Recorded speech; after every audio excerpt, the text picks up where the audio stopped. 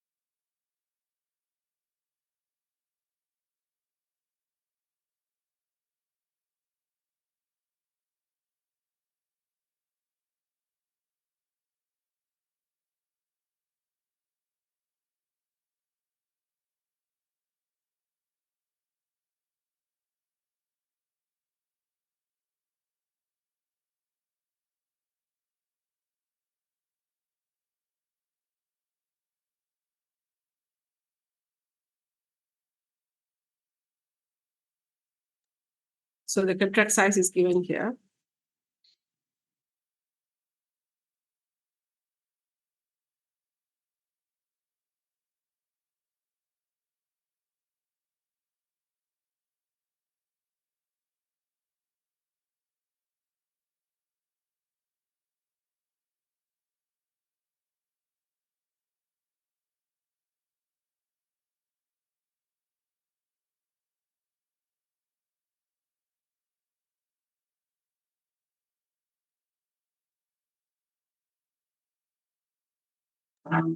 What are the questions that you have?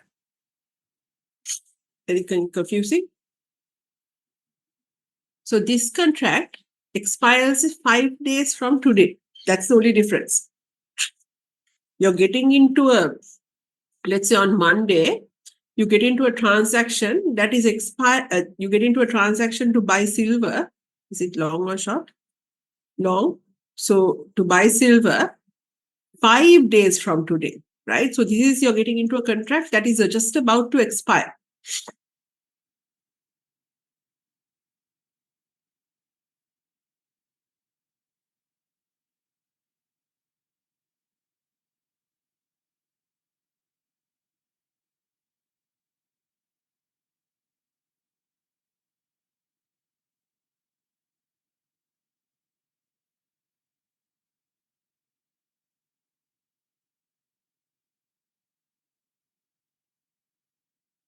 First part you can do. Second part I'll explain.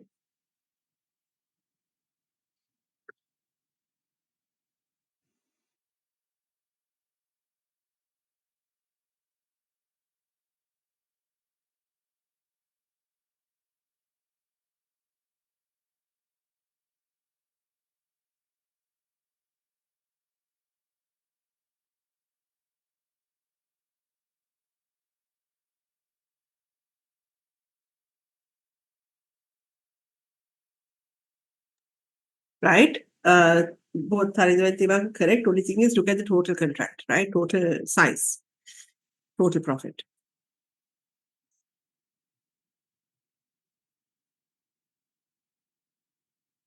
And also total profit or loss. Are you sure it's a profit or a loss, Johan?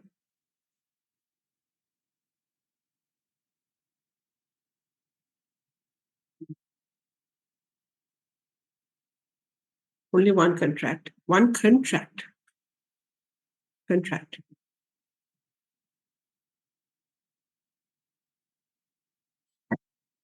Karina, yes.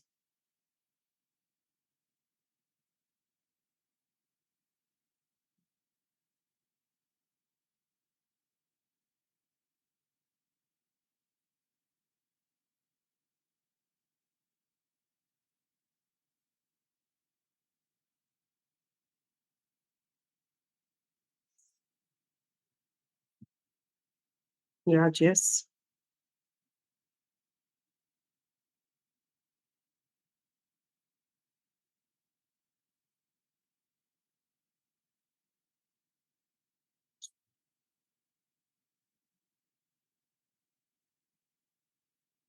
Yeah, okay, yes.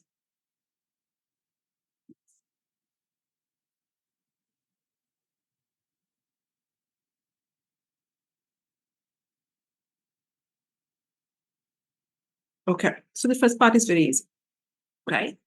You have the only thing that's slightly difficult to understand is because all this time we were talking about things that were expiring in August, in December, right? 3 months from today, in October, right?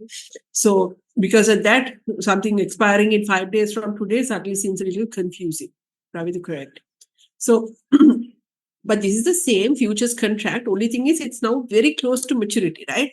It's very close to maturity, so that it's easy for us to do the sum. So this is 5 days to maturity.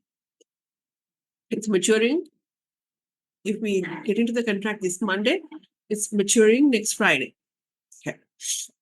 So current futures price of silver for 5-day delivery is 29.1, meaning silver futures expiring in 5 days' time is 29.1. That's the futures price. Right. At the delivery date, 5 days from today, actual silver prices in the market are 29.21. So it's very easy. What is the trader's profit? You're going long. So because the position is a long position, it is spot price minus the futures price. Or intuitively, you can think, if you don't remember the equation, spot price minus futures price, intuitively you can think you're going long, you are agreeing to buy silver at 29.1. At expiry, silver prices are 29.21. So actually, you're buying it better than what is there in the market. So you're better off by 11 cents per ounce.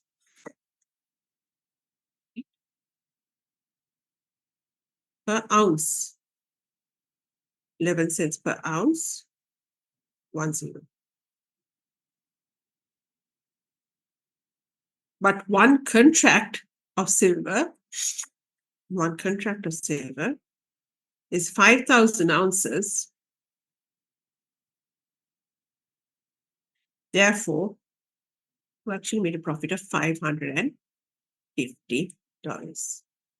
Now, how do you make this profit? That's what we're going to discuss, right?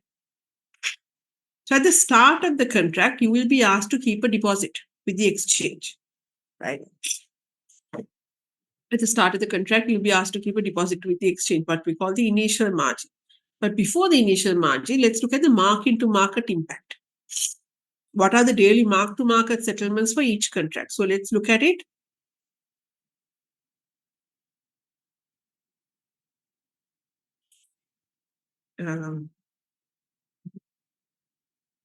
Per ounce and for one contract, right? Meaning in cents first, and then we multiply it by 5,000 to come to one contract. So today, when you enter into the contract, there are actually, so in futures markets, you can actually choose to enter into the contract at settlement price. At settlement price, right? I think there is an option that is given where you can choose to enter into the contract at settlement price. Otherwise, whatever the price that you enter, open, high, low, close, okay, open, high, low, close, whatever the price that you enter, at the end of the day, you look at the settlement price and you have to think about, and you will look at, okay, we always assume the settlement price at the end of the day is going to be the futures price at the end of the period. It's simply an assumption, right? You see how it works out. Don't worry about it too much. So every day, based on the settlement price, the old contract gets rescinded and a new contract is opened. In the exchange, you don't see it. In the clearinghouse, the old contract gets settled based on the new settlement price, assuming that the new settlement price is the actual price that is prevailing in the market. And then a new contract gets opened, which becomes which the settlement price becomes the new futures price. Okay, again, So in the exchange on a daily basis, when it gets marked to market, what happens is the exchange assumes, right? Just for the process, it assumes that today you did a transaction, right, at settlement price. So there is no plus or minus effect. But on a daily basis, what they would assume is tomorrow they would look at the settlement price and say, your contract you get into every day, okay, only for one day. So when you get into a contract, when you go long at 29.10 with expiry in 5 days' time, the exchange says, yes, actual expiry is 5 days' time. But in my calculations, I'm going to assume that this futures contract is only valid for one day. And it gets settled the next day and reopened again the next day. Okay. So how does it get settled the next day? The exchange assumes the settlement price the next day is equal to the market price. And it looks at your futures price and it settles the contract. And then it reopens a new contract at the new settlement price. So that the new futures price becomes the settlement price. Okay. So let's look at the first day. So today, on Monday, you entered into, so let's call this Monday.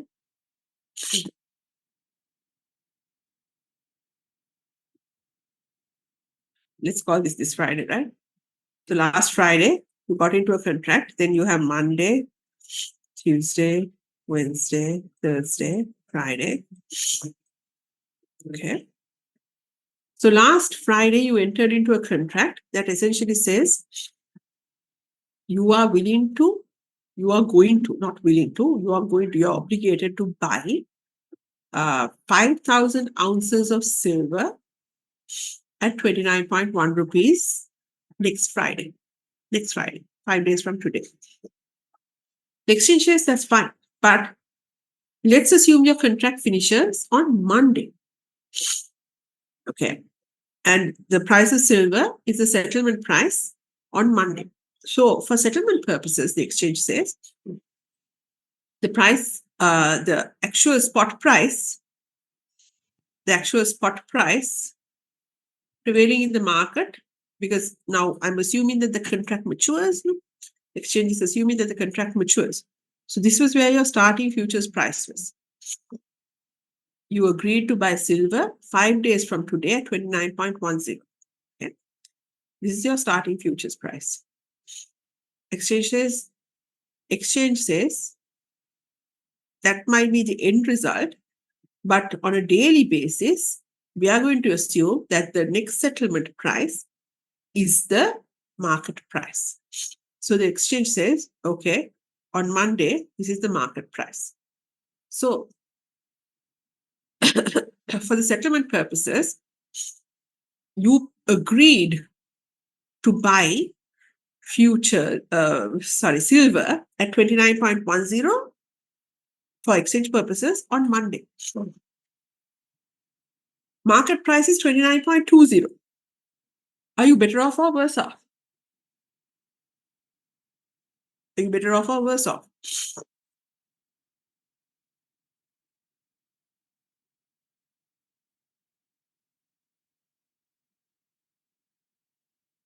Better off?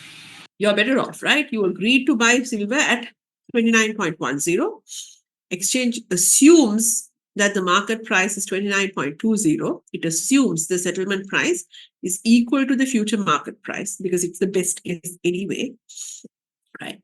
So therefore, it says you're better off. You have made a better decision at 29.10. And so because you're positive, it will settle you. So by how much are you better off? Spot price minus futures price, 29.20 minus 29.10.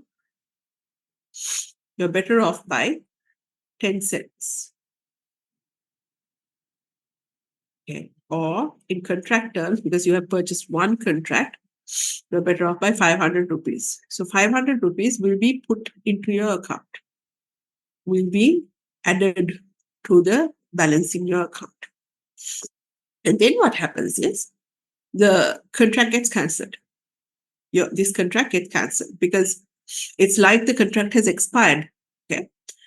And automatically, there is automatic renewal until actual expiry. This will keep on happening every day. There's an automatic renewal of the contract where the exchange now assumes the new futures price is 29.20. So now the exchange assumes you have gotten into a contract on Monday to buy futures on Friday at 29.20, not 29.10, at 29.20. Because the effects of the first day have already been taken care of. Okay. So now you have a new futures contract that has been produced, new futures contract that has been uh, implemented at 29.20. Okay. And that's what the stock exchange will use, not the stock exchange, the clearinghouse will use to calculate your mark to market the next day. So what happens the next day? Can somebody explain?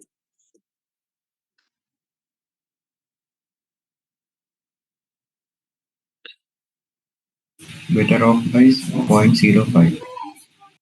You're better off by 0.05 because now you look at the next day. The first step is the exchange says, okay, your contract cancels today, and the best guess of what will be the price that is there on Friday is 29.25. Therefore, you have agreed to buy silver on Friday at 29.2, but silver on Friday is going to be 29.25. Therefore, you're better off by 5 cents. Okay. 5 cents or 250 rupees.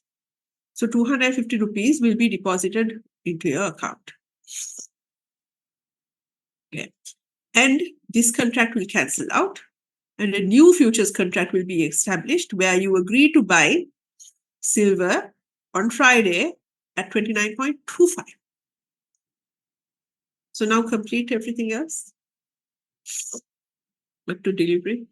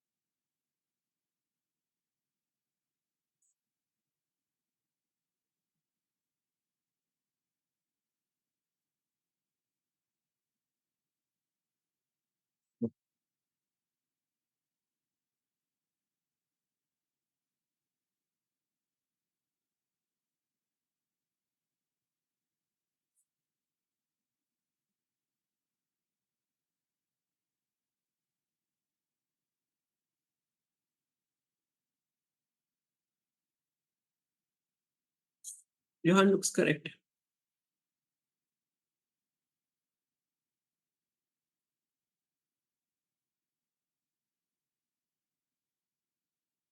Yeah, that's correct.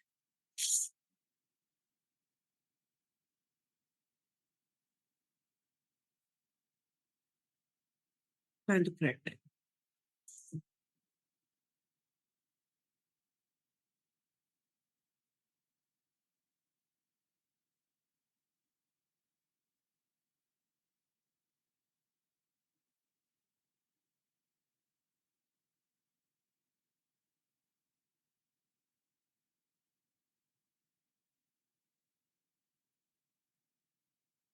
Kavindam, yes.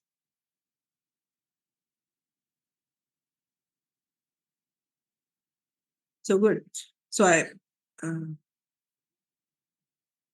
January, first one is correct. Yes. 28, yes, correct. So you see, so that's easy enough, right? So you don't see this process happening in the clearing house, but this is what happens. Every day, your futures contract gets cancelled out, settled, and a new futures contract gets implemented. Okay. Gets created. That's the word I was looking for, gets created, right? So it gets settled, cancelled, and created at the new settlement price. Every day this keeps on happening, right? So on Tuesday, you are automatically created a contract that agrees to buy silver at 29.25. But assuming silver prices are 29.18 at maturity, you are actually worse off, right? ST minus F, you're actually worse off by 7 cents. So if you're worse off by 7 cents, that means 7 cents into 5,000, 350 rupees is $350 is taken out of your account, is withdrawn from your account. Okay. And a new futures contract is created at 29.18. Next day, there is no gain, no loss. So nothing happens in your account. But a new futures contract is created that will expire tomorrow. And fifth day is the actual delivery date, actual expiry. So here you have agreed to purchase silver at 29.18. Silver prices in the market on the date of delivery are 29.21. Okay. 29.21 minus 29.18. It's 3 cents. You're better off by 3 cents. Because you've agreed to buy at 29.18, you're better off by 3 cents than buying in the market at 29.21. 3 cents means into 5,000, 150. So because of this mark into market, $500 has come into your account, $250 has come into your account, $350 has gone out of your account, nothing has gone out of your account, and another 150 has come into your account.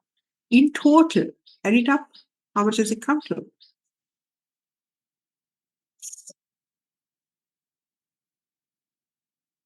How much money has flown in and out of your account in total?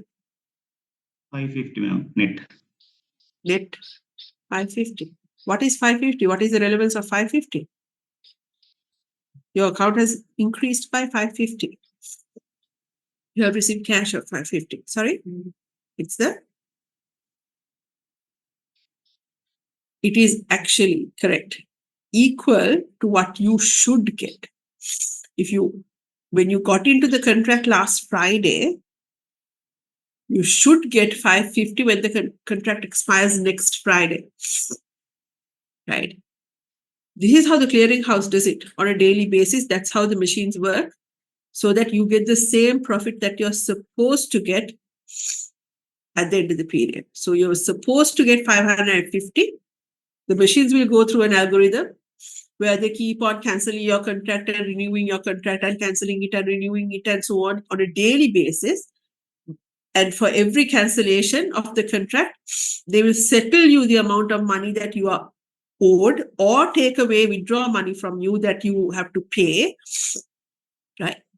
But at the end of the period, you'll see that it tallies exactly with how much money you're supposed to be making from the date you enter into the contract up to the delivery date of the actual market value. So you're supposed to be making 550, you're making 550. Okay. Try now part C.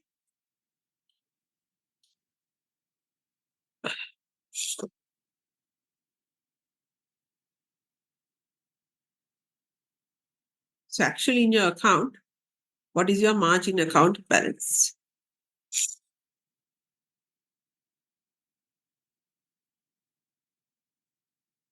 How much do you start with in your margin account? $9,500. Why 9,500? That Initial should have the margin, term. yeah, no, No. Initial margin is what? It is the deposit we are keeping. It's the deposit that you have to keep. What is the maintenance margin? That is how we keep the minimum. If it go below, we have to put the money back in to maintain that level. To maintain that level. Exactly. So initial margin is the deposit you have to keep. Maintenance margin is how far the deposit can come down before you get a margin call and you have to replenish the deposit. Right? So maintenance margin is not something you have to keep. It is something that will be monitored. And if your level comes down below that, you will have to put more money in to bring it back up to right. initial margin. So how much is your initial Right. balance? So 5,000. 5,000. So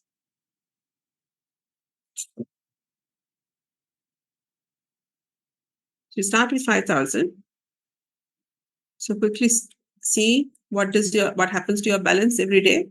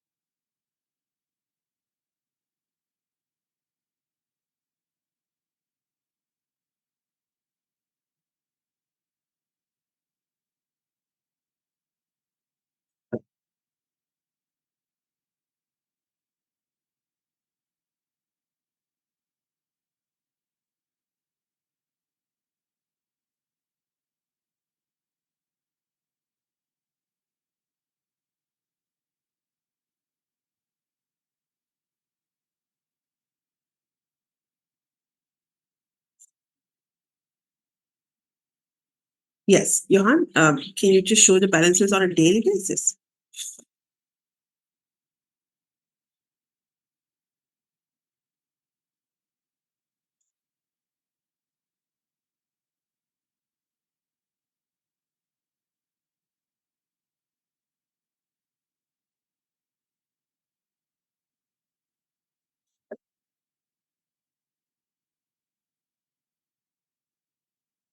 Yes, thank you. So, correct. You start with a 5,000 balance, and then the clearinghouse the next day will give you 500. It will take from whoever loses and deposit in your account an additional 500. So your balance will become 5,500. And then the next day also, you've gained. You're a winner by 250. Therefore, correct, right? You get 5,000. Your balance becomes 5,750 because you gained an additional 250. But the day after the exchange, the clearinghouse takes money from your account. Therefore, your balance falls to 5,400. And it remains the same. There's nothing is happening. And then the last day, your balance increases to 5,550. So over the 5 days, over the course of the 5 days, you kept a deposit of $5,000, and this deposit grows to $5,550 at the end of the 5 days. Okay. Meaning, in general, you have collected an additional 550 from this transaction. So you kept a deposit of $5,000, which grows to $550 at the end of by the time the settlement happens. So meaning you made $550 from this transaction, the long. Try this question now for the short.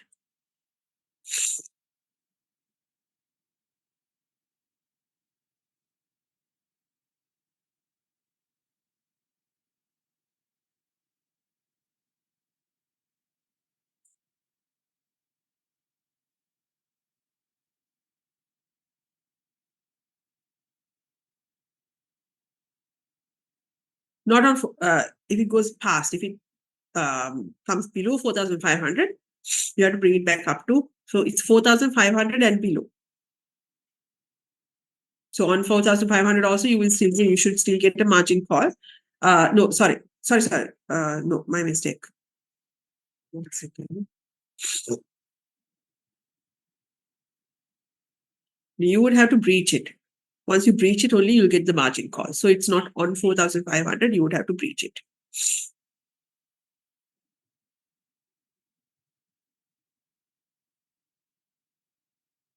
Because if you look at the margin accounts also, right? For shares, they don't just sell or they don't just ask you to come and put money. Essentially, once you breach the level, then you'll get the margin call to say not enough money in your account, put money. If you come exactly to the level, they won't sell it, sorry, but you will have to, then you'll get the margin call to say that you will have to put money. But they won't sell it. Versus, in margin calls, if you breach the level and you don't put money, then you sell the shares. That happens if you breach it.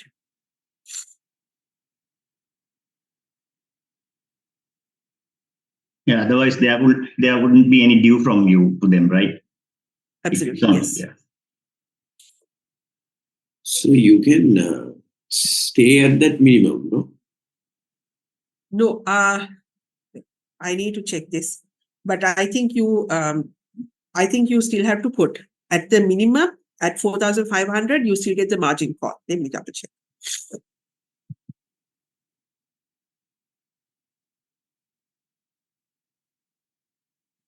But then how do you decide how much more you have to put? That doesn't. So if you, let's say you breach the 4,500, how much do you have to put to bring it up to what level? Bring it back To 5,000, to the initial margin. Always, it's never up to the maintenance margin because it will continuously keep on breaching. No, otherwise, you bring it up to initial margin. Always. So even at 4,500, you bring it up to 5,000. Even at 4,498, you bring it up to 5,000. Not not to 4,500. Okay. Even in stocks, is it? Even in stocks, it's the same. Yes. Right. In shorting also same.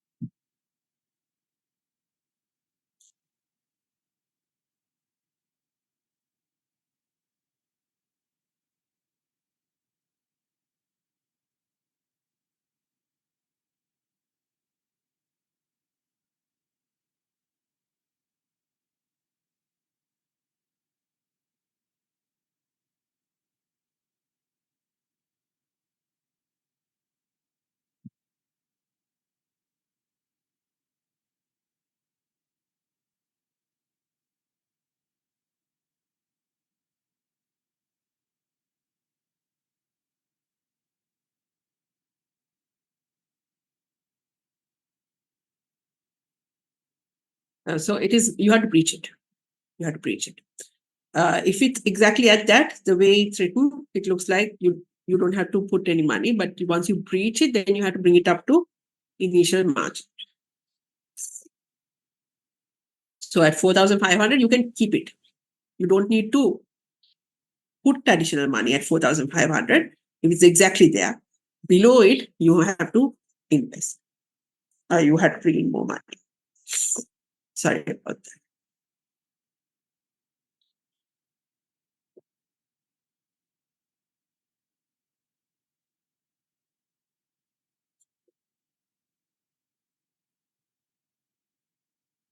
$28.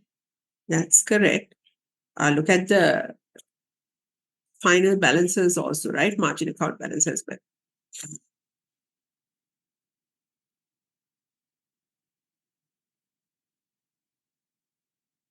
Tharindu, you're making it good. Balance is not correct. From that point onwards, it becomes a problem. How much your in is not correct. Otherwise, the rest is fine.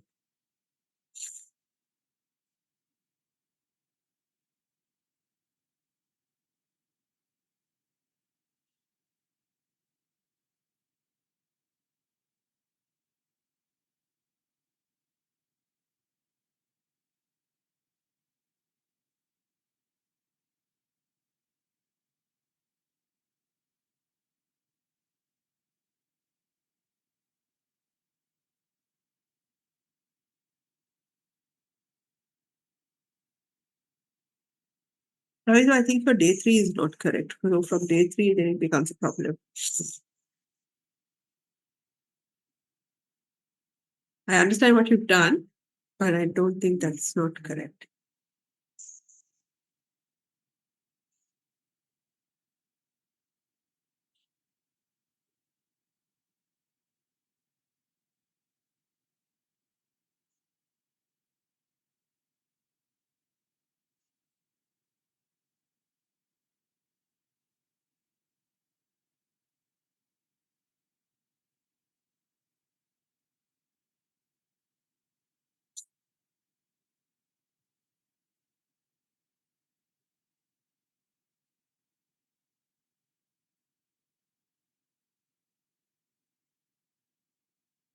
There's the margin call that's, I think, putting you all in a loop. Otherwise, the numbers are okay.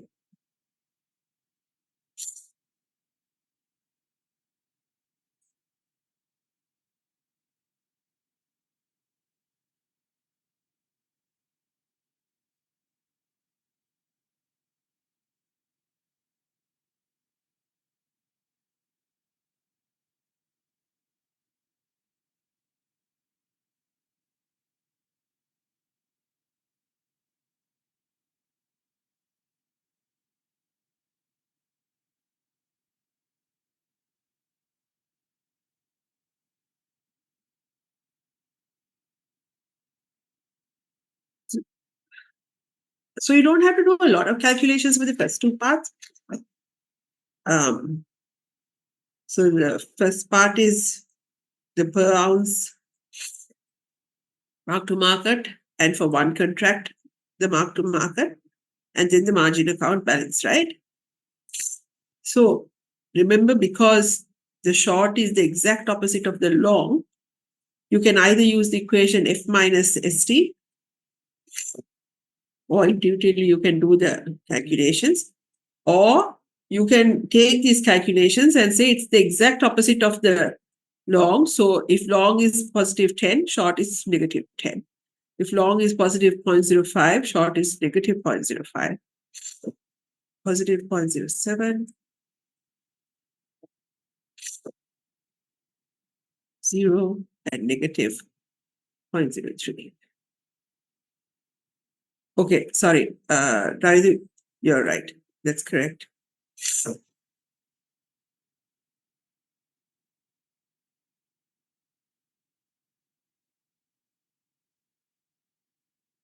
Yes, 28, correct. I think Raidu, your day 2 is what's wrong. That's otherwise everything else is correct.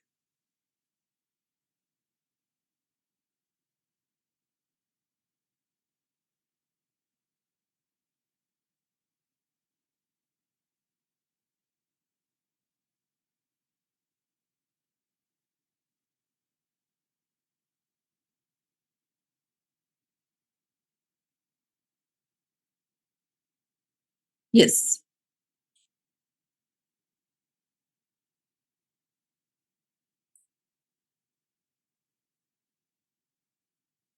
So then this becomes negative 500.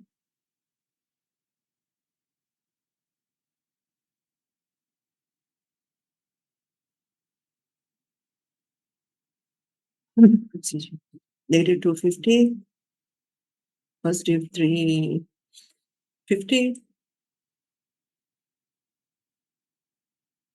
0, and 150.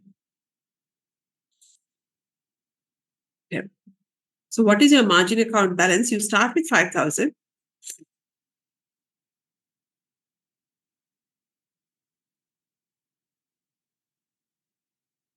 Your account balance goes down to 4,500. It has not breached, it is just there. So this was where the question came. It has not breached it. So you don't get a margin call. Next day, 5,000 minus 500, right? Next day, you are breaching it. 5,000 minus 250, 4,250. You will get a margin call and asked to bring your account up to 5,000. So you will have to invest money to bring it up to 5,000. So your account is now back again to 5,000. If you don't,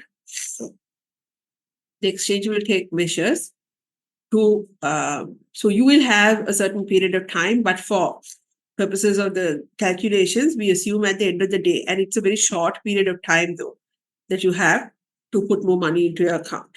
Okay. So it comes up to 5,000. By the end of the day, or the beginning of the next day, your account should be 5,000. And then it goes up by 350. So your account balance now becomes 5,350. Maintains at 5,350. And then it goes up again by another 150. So it goes up to 5,500.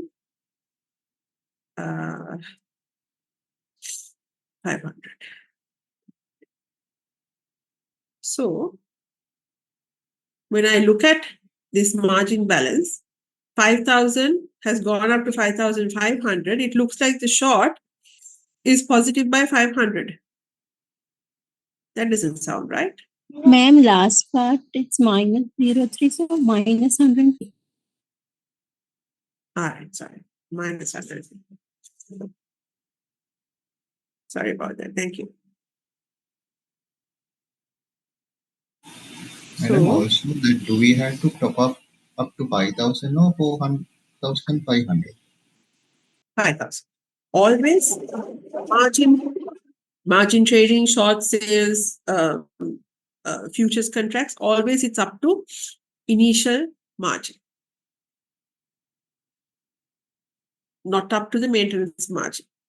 Right? Ma'am, it's 5,200.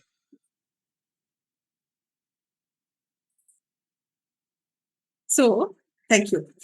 5,000 to 5,200. This has gone up by $200. How much should it be? Your gain or loss for the short, how much should it be? Is 200 correct?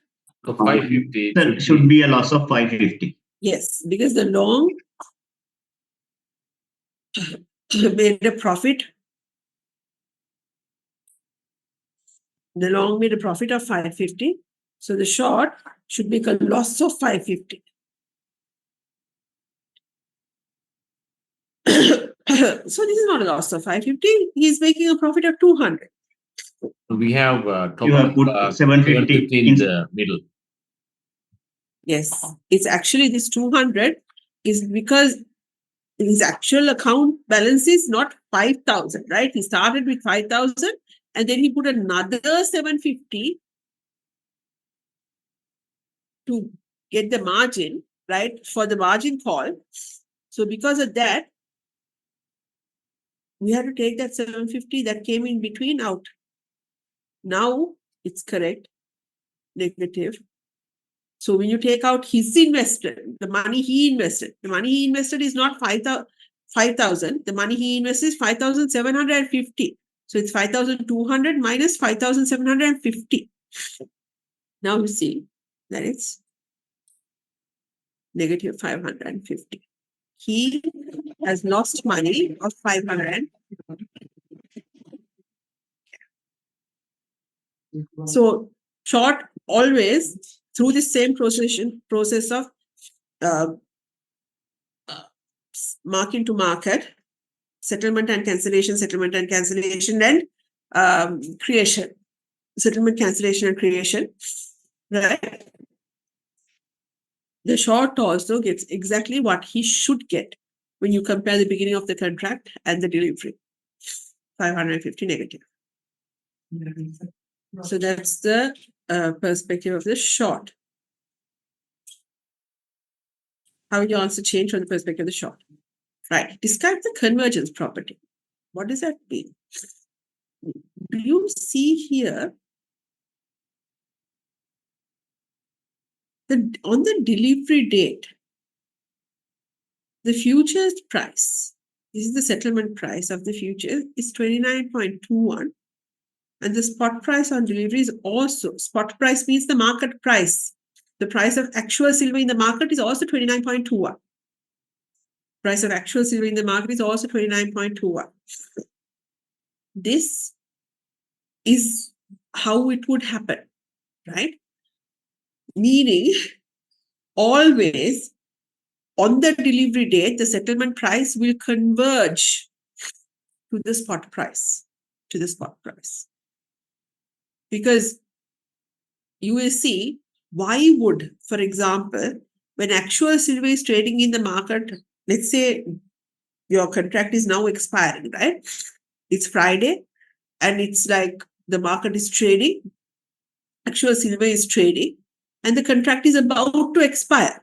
It's 4 o'clock, the contract is about to expire. Why would the two differ from each other? There is an arbitrage gain if the two prices differ from each other, right? You would not pay a premium or nobody would sell it at a discount in case, like for example, market prices are 29.21. Who would buy it at 29.3? Who would sell it at 29.2? Right? You're just about to expire 1 second before the expiry or the closing price of the futures contract, 1 second or 2 seconds or 5 seconds below the closing price of the futures contract. Why would it be different from the market? There is no rationale, right? The trade, it would always converge towards the market price. This is what we call the convergence property of futures. It implies that the price of silver in the spot market must always equal the futures price on the delivery date. So on the delivery date, the futures price will always be the spot price of silver. Otherwise, this whole equation will not work, right? So always the settlement price on the delivery date, the futures price on the delivery date will be equal to the spot price. That's how you make sure. So it will always converge together. Questions? That is because the market forces will identify these arbitrage opportunities and Absolutely. coming in. And the arbitrage opportunities should disappear. Yes. And just to get myself clarified, ma'am, on this maintenance margin and initial margin. Yep. Now, basically, when you go beyond the maintenance margin, Yes. say about $100, right? In this particular case, now your balance would be 4,400. So what you will have to make good till it comes to 5,000, no? Till it comes to 5,000. That's correct. Yes. It will not be till it comes up to 4,500. It will be until it comes up to 5,000. So you have to bring it back. Even the examples that we did for margin trading, short sales, it will be the same. Right. Okay. Thank you. So, this on the second day, you top up to bring it back to 5,000, no? And then third day, you make a profit of 350. It doesn't matter.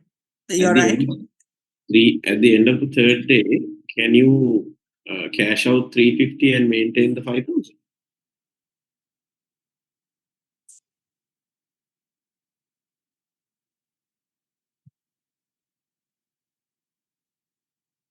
I think you can do that. I think if you're back on your margin is cleared out, I think that should be fine. You can bring it down to initial margin. Otherwise, this person will be having an opportunity loss there, no, ma'am? Yeah. I believe you can do that. Thanks.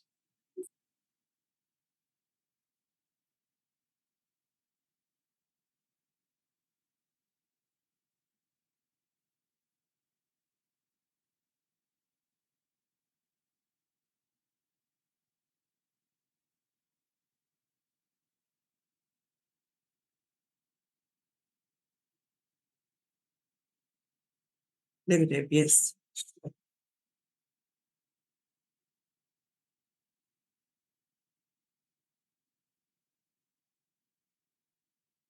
Uh, yes and no. So again, it's the future price that went negative, right? So it's for something that was going to happen at some point 1 month later or 3 months later or whatever, that the prices were negative, but the actual price, spot prices in the market were very low but positive. So whoever went long on these negative prices really lucked out. I mean, they really gained. But they are at that point in time with oil prices so low, demand being so low. There were a lot of factors that were contributing to the fact that was in the middle of COVID, if you remember, and people were expecting that the demand would be so low. Obviously, I don't think you could justify a negative oil price, unlike a negative bank account balance, right? A bank rate. But the demand supply was such that it actually went negative.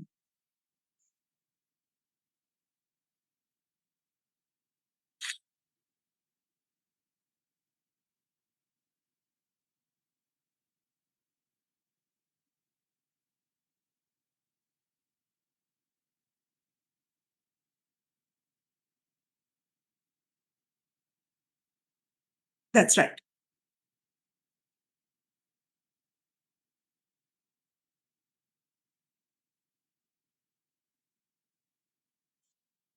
They sold. It wasn't about selling it at a loss, right?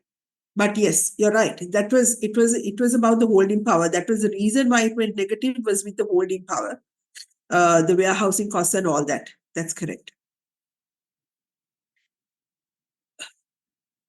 So it was their opportunity cost of holding the oil versus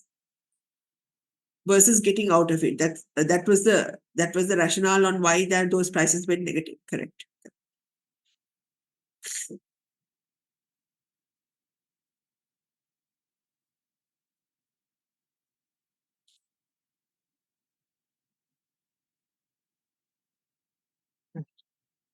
So that's the basics. There are more that we can do, but we're talking about the basics in terms of how this market looks like, right? So we're not looking at the valuations or anything in terms of the futures pricing. This is the basics in terms of how the market trading and all that, how it looks like. So now you come to swaps.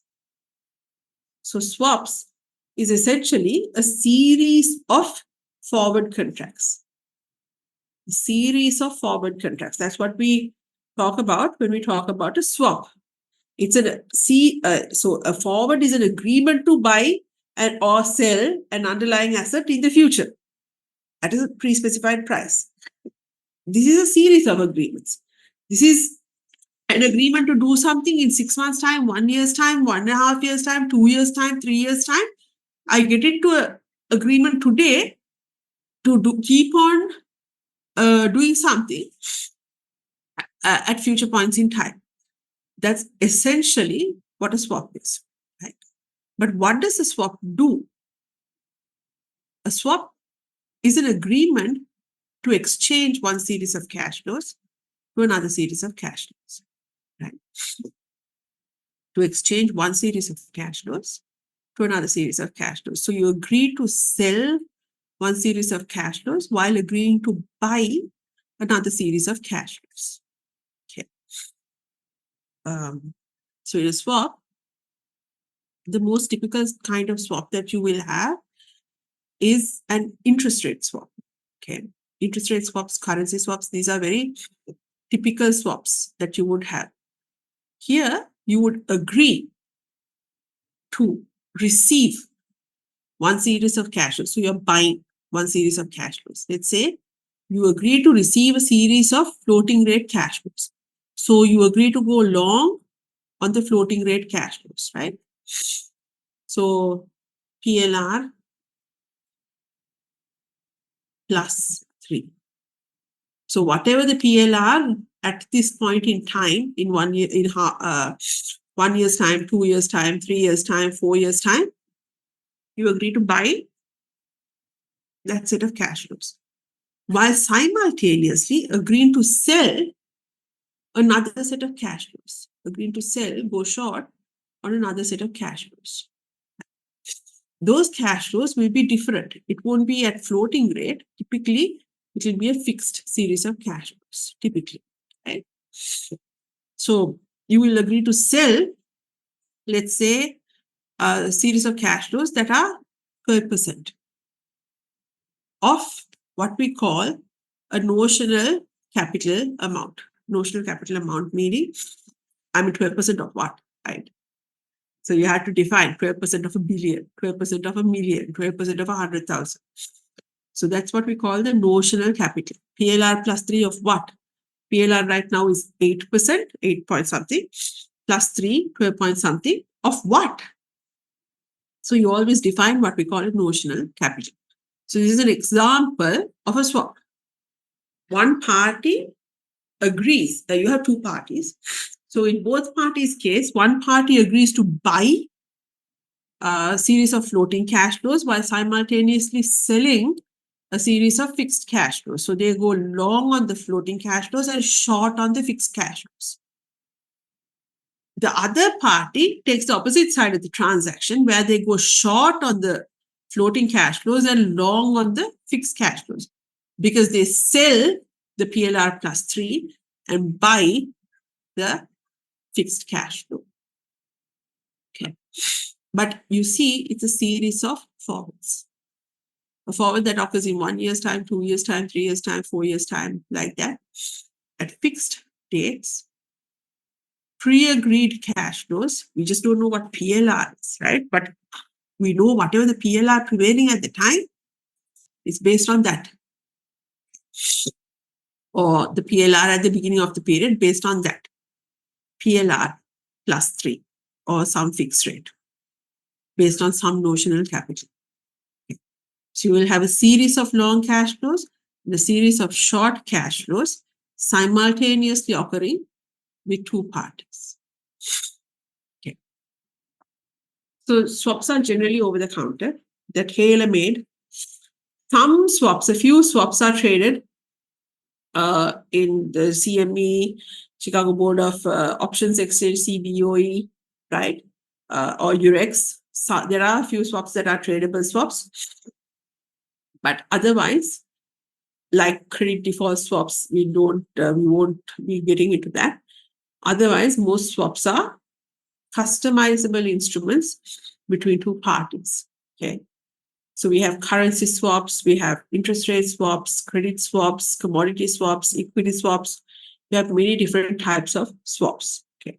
Interest rate swaps are a very common type of swap where you exchange a series of fixed and floating rate cash flows where parties want to try to change around their cash flow profiles, right? Again, currency swaps are again very popular swaps as well. Again, where you're trying to change your cash flow profiles. Like, for example, even if we talk about Sri Lankan government, we have currency swaps. The way it's executed is slightly different, but the underlying principles are the same. Okay. Let's look at an interest rate swap first. So, interest rate swap, essentially, what we said, you exchange one series of cash flows to another series of cash flows. You go long on one series of cash flows and simultaneously go short on another series of cash flows. Okay? So it's a series of long and short forwards. Long and short forwards. Okay. So in a traditional plain vanilla interest rate swap, that's why we said, you will receive floating and pay fixed. Why do I say plain vanilla? You can have different types of interest rate swaps, but this is the basic type.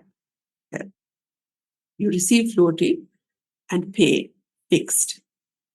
So in interest rate swaps, there are some certain terminology you will need to know. For example, notional capital. We don't call it capital, we call it notional capital. We call it notional capital because actual capital does not change hands. When I get into an interest rate swap, I only agree to exchange a series of cash flows, right? Go long on one and simultaneously go short on another type of cash flow. There is no capital in it. But I need to have some base. When I say 12%, 12% of what? When I say PLR plus 3, PLR plus 3 of what? Right? 1 rupee, 10 rupees, 1 billion rupees. So for that, we have to define what is the principal amount. But the principal amount never gets transferred in a plain vanilla swap, right? So this is why we call it the notional principal amount or the notional capital. You will always have two counterparties, party 1 and 2. You will have a fixed leg and you will have a floating leg, right? So one party will pay fixed and the other party will receive fixed. Party 1, if they're paying the fixed amount, party 2, they're receiving the fixed amount, right? Meaning paying fixed, meaning if they're going short on the fixed position, party 2 will be going long on the fixed position. Versus on the floating position also, you generally don't define it from the floating position, but there will be one party who goes long on the floating position and the other party will go short on the floating position. You have what we call the swap rate. The swap rate is generally the fixed rate, right? It is not about the floating rate, it is the fixed rate that we define as the swap rate. And all these settlements happen on a net basis, right? Meaning, remember we spoke about paying fixed and receiving fixed. So on a notional capital, let's say of 100 million, I say, let's do a 5-year swap where every year I go long on the floating rate PLR plus 3 and short on the fixed rate 12%, right? Long on the floating rate PLR plus 3 and short on the fixed rate 12%. So when I go long on the fixed rate, I am receiving, right? I'm agreeing to buy the floating rate based on 100 million.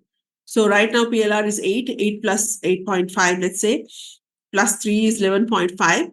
So 11.5% of 100 million, I agreed, I get I'm supposed to get 11.5 million, right?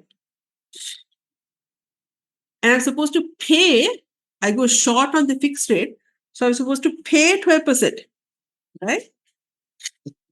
So 12% means I'm supposed to pay per million. These two transactions are not independent of each other. My counterparty doesn't pay me 11.5 million and I pay him 12 million. We net it off. We net the transaction, and ultimately what changes hands is the person, essentially in this case me, because I went short on the fixed rate, I pay him half a million. So it's a net settlement. Any questions there? So, ma'am, when we discuss about the value of a swap, say like between Sri Lanka and People's Bank of China, the value is said to be around USD 1.5 billion or something. So, what that is that the notional value or notional capital? That is the currency swap. So in the currency swap, you actually have right. capital that gets exchanged. Right. But in the interest rate swap, it's notional capital. So currency swap is a little different to all other swaps in the market. But 90% of all, not 90% of all swaps, but all types of swaps, most of the swaps, it's a notional capital. That's the underlying asset, right? Of the underlying asset, it's based on a notional capital. But currency swaps are different. Their actual principal gets transferred. So can these swaps happen between multiple parties where the net is zero, or between two parties only? Generally between two parties. Thanks. You can have multiple parties, different swaps, but you won't have like tripartite kind of arrangements. Right. Thanks. Right. So that's a plain vanilla swap. Okay. So in your swap terms, you will always define what is the notional principal or notional capital, what is the swap rate, which is the fixed rate, how often are we going to do this transaction? Is it every 6 months, every quarter, every month, every year? The payment frequency, start date, end date, 5-year swap tenor, right? And the reset dates. The reset dates are important to figure out at what point do we calculate PLR. PLR is at the beginning of the period or at the end of the period. When does the PLR reset to the next PLR? Usually, just like loans, usually PLR is set at the beginning of the period, right? Even in loans, you know what your PLR is going to be at the beginning of the period. But the reset date has to be defined because it's a customizable transaction. You can have a reset date at the end of the period or the middle of the period, right? So you have to define it, but the most common is beginning of the period.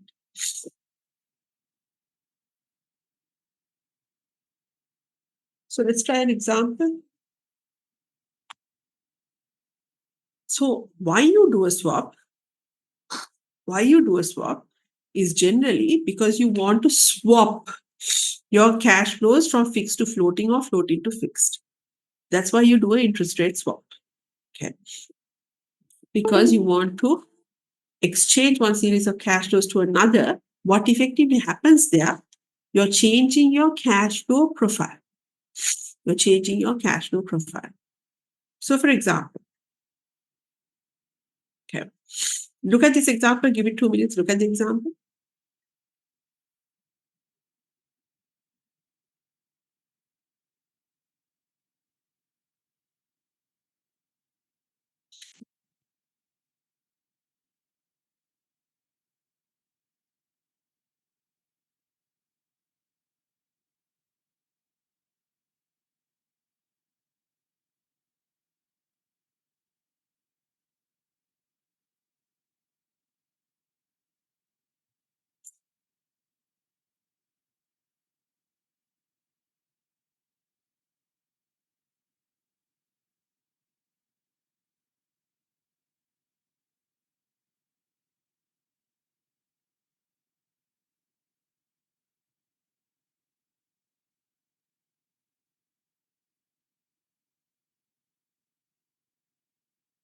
So you see here, you have this person, this party, company.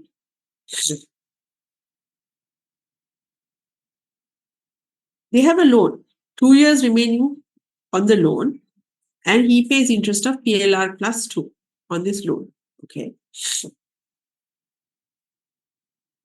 PLR stands for prime lending rate. It's a floating rate, right? AWPLR keeps changing. A lot of you would know average weighted prime lending rate. A lot of you would know floating rate. It's a floating rate that keeps on changing every week.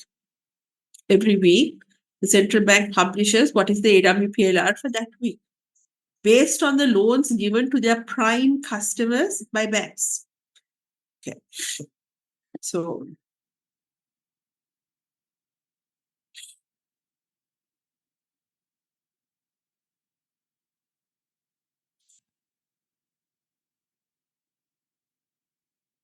In that question now, they already have a floating rate now, right. PLR plus 2%. So he wants to convert it into a To a fixed. fixed rate, yes. He wants to convert it to a fixed rate. Correct. I think it's float. It says floating. Let me check it. So here you can see the prime lending rate, PLR. So 1 year ago, PLR is 19%, 19.17. Last week it was 8.78, and this week it has changed to 9%, 9.04. And you can see here the bank's who have contributed to this PLR, right? All the banks, essentially all the banks. These are the rates that they have given to their best customers this week. And you can see A here says these banks have not made any transactions this week to their best customers, right? So because of that, the latest available rate has been published. So based on that, you come up with what is the average weighted prime lending rate. Let's see what I have done here. Because I changed the question for this class, so maybe I haven't changed everywhere. Assume party one, pre-existing loan pays an interest of PLR. Illustrate how we can convert the borrowing cost of loan to a fixed rate. Thank you.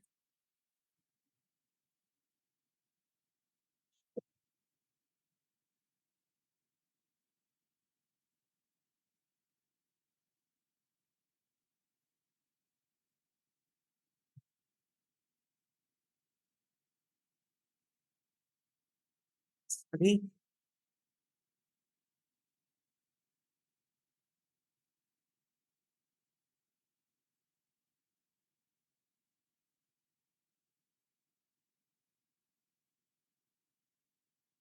Okay, sorry about that. So it's a fixed rate. So I've changed it here. Please adjust it on your notes. So right now, he has this borrowing cost and interest rates have come down a lot, right? He's paying at PLR plus 2. A couple of years ago, PLR was 19%, not a couple of years ago, last year, PLR was 19%. Now PLR has come down to 9%. And he wants to fix it. He wants to fix his loan. So obviously he can go to his bank and because he's paying this money to his bank, he can ask the bank, can you change this loan to a fixed rate loan? That's something he can do. Or he can try to adjust the cash flows on his own through a swap transaction. That's the second option. If you can find the correct counterparty, right? So this is party one. If you can find the correct counterparty who thinks that rates will come down further, maybe, who's happy to get a floating rate arrangement versus a fixed rate arrangement, then he can get into a swap transaction where he can convert his floating rate loan into a fixed rate transaction. How can he do that? Through a swap. If the swap rate, appropriate fixed rate is 9%, right? So there'll be a fixed rate in the swap. One party will pay fixed, the other party will pay floating. So the floating rate is PLR.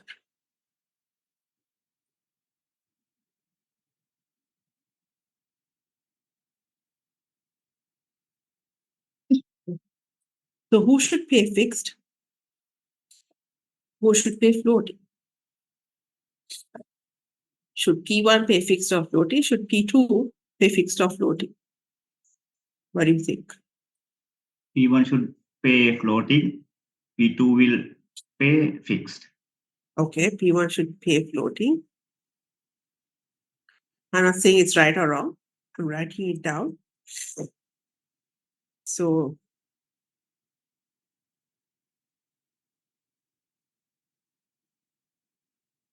and P2 should pay fixed. That's what you're saying, right? Now, then the same thing happens, no, the other way around. Yes. Yes.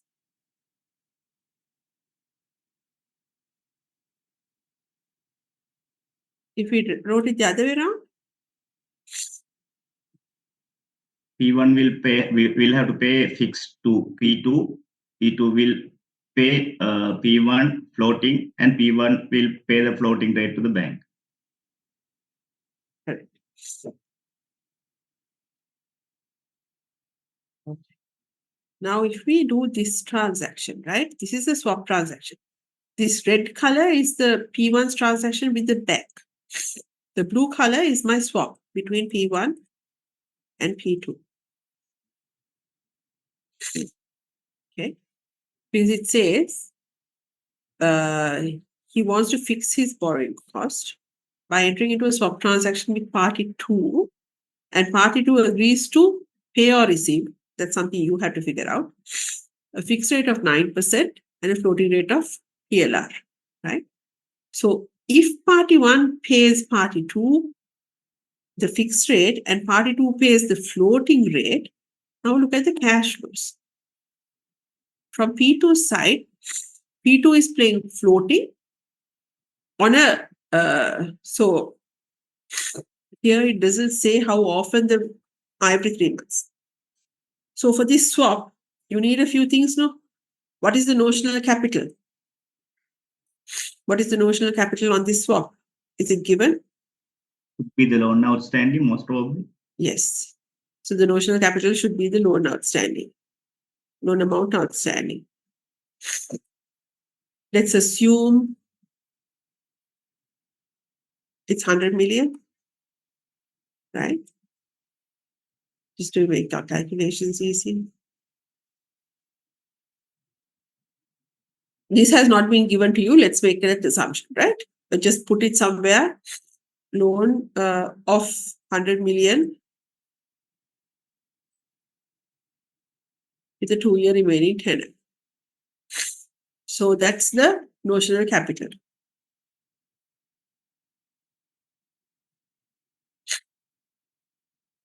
Swap rate. What is the swap rate? Swap rate is always the fixed rate. Swap rate is always the fixed rate. So what is the swap rate in a transaction? 9. 9%. Payment frequency. 3 months. 3 months. Every 3 months. Because you want to be as close to the bank loan as possible. You want to change the bank loans amounts, or sorry, bank loans payable. You want to make it look like a fixed loan instead of a floating loan, right? Effective date from today or tenor. Effective date, maturity date or tenor. What is the tenor of the swap? 2 years. 2 years. And reset date is how often this swap will, or when the PLR, and that's not given here. So because we don't need it for the calculation. Usually it's at the beginning of the period, but there is nothing here. This simply asks for the structure. There's no calculation involved, right? So if I look at cash flows from P2 side, right? If I look at the cash flows from P2 side, P2 receives 9%, right? And pays PLR. So from his side, his debt transactions are always, he receives 9% and pays PLR on 100 million, right? And that's how much will be settled to him or from him on a quarterly frequency. PLR plus 2, no, ma'am. Not PLR plus 2. It's PLR, right? Against floating rate of PLR. Okay. Okay. Yes. Yes. Yes.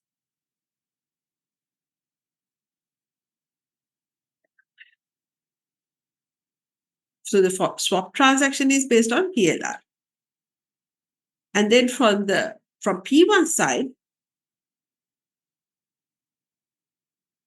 because of the swap, from the swap,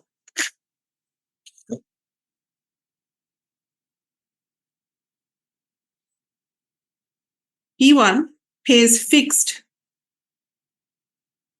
9%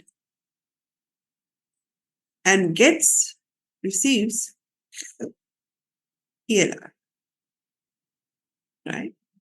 So from the swap side, he gets net transactions of PLR minus 9%. So these are the cash flows that P1 will receive because of the swap, and the cash flows that P2 will receive because of the swap, or P1 will receive or pay, and P2 will receive or pay because of the swap.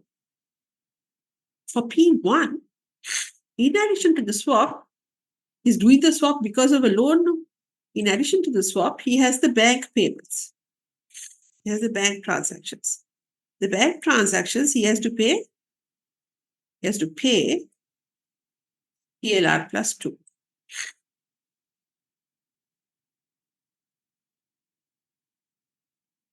So now what happens when I look at this transaction?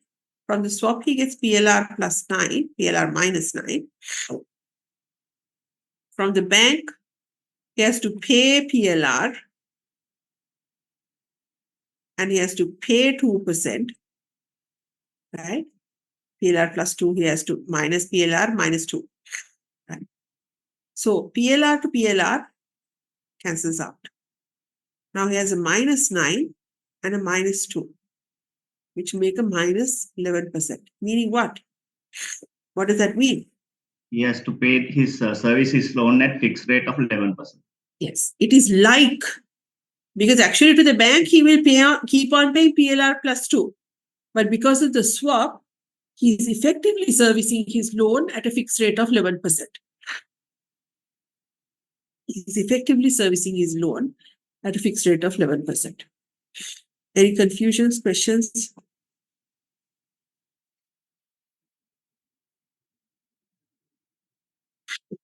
Is that okay? So every 3 months, this is what will happen. From the swap, P1 will pay a fixed rate of 9% and receive PLR. For the bank also, he'll pay PLR plus 2%. Okay, plus 2%. From both of this, when he looks at the complete transaction, he receives PLR, he pays PLR. PLR cancels out, right? On 100 million, if PLR is 9%, he gets 9 million, he pays 9 million, cancels out. But he pays a fixed rate of 9 million and he pays an additional 2 million on 100 million, right? Now, those two means that he's paying a loan of 11 million on 100 million, or 11%. Now, he has converted his loan to a fixed rate loan. He has swapped his floating rate obligation to a fixed rate obligation by entering into a pay fixed swap, right? To a pay fixed swap. Entering into a pay fixed swap because he is the party who's paying the fixed rate. So you talk about from your side, either you're a pay fixed party or a receive fixed party. Okay. Here he's a pay fixed party. He's paying the fixed rate. Pay fixed swap against AW PLR. Okay. So one of the things that you will be doing in your swap question is figure out how to structure the swap. So for next week, try this and see, and we'll discuss it next week. Look through the transactions, draw the transactions, and see, should company X enter into a pay fixed swap or receive fixed swap to hedge his position.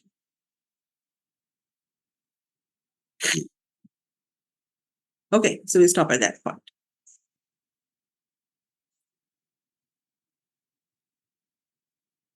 Thank you. Thank you very much. Thank you. Thank you.